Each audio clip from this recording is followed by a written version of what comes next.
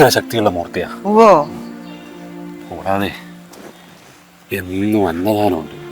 ഓ എത്ര നാളായി നമ്മൾ ഇങ്ങനെ ഒരു യാത്ര പോയിട്ട്.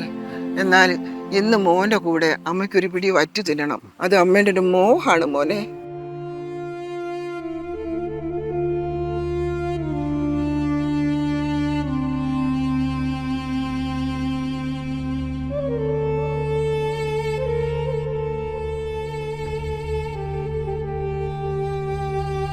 അമ്മയ്ക്ക് നടക്കാൻ വയ്യ മോനെ, കാലിന്റെ വേദനയുണ്ട്.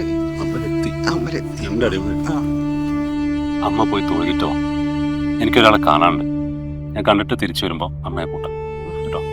ശ്രദ്ധിച്ചു പോണേ. വേഗം വരണേ. ഞാൻ വരാം. ശ്രദ്ധിച്ചു പോണോ.